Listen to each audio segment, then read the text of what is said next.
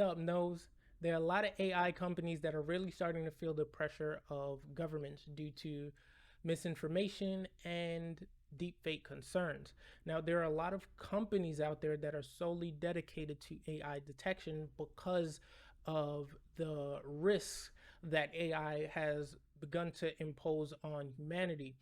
Back in March of this year, there was a fake nuclear launch over in Russia. Now, although this had to do with hackers, it's a good case study for what can happen when we have fake launches.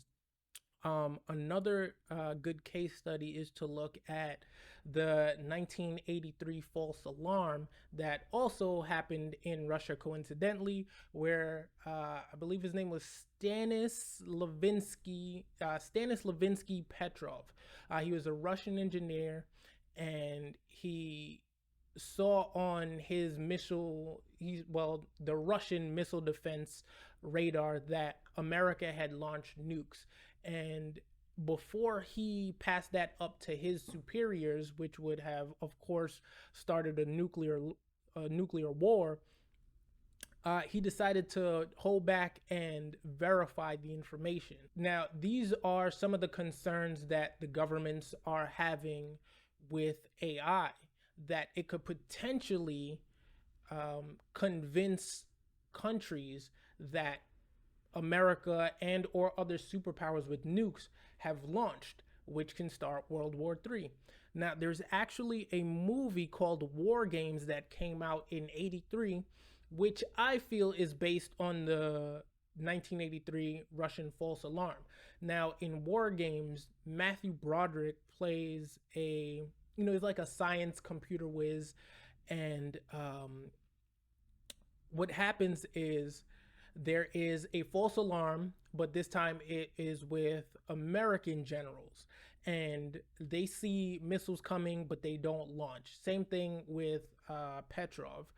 And the government decides, you know what, we cannot rely on humans because humans are going to hesitate. So now the entire American missile defense system is now run by an artificial intelligence.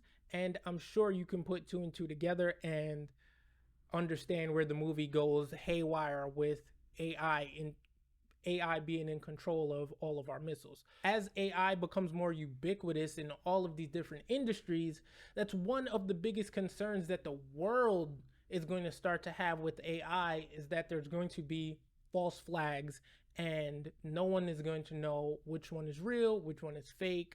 And it could definitely become a huge problem for us in the future. Hence, what's happening now, where you have a lot of countries pushing for more and more AI regulation.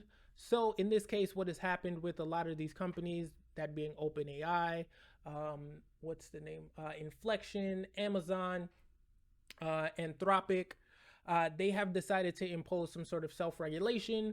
And the way this is going to play out for them is an AI watermark.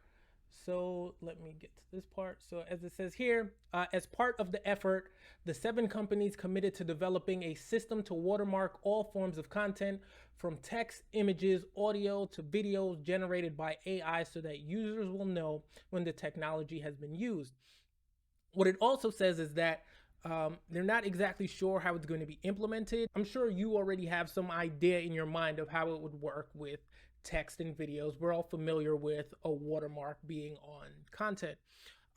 Now, what I'm thinking about is text. How are we going to distinguish AI text? And I'm wondering if maybe it's just going to be some sort of rhythmic pattern in words or something. So the article goes on to say, this watermark embedded in the content in a technical manner presumably will make it easier for users to spot deepfake images or audio that may, for example, show violence that has not occurred, create a better scam, or distort a photo of a politician to put the person in an unflattering light.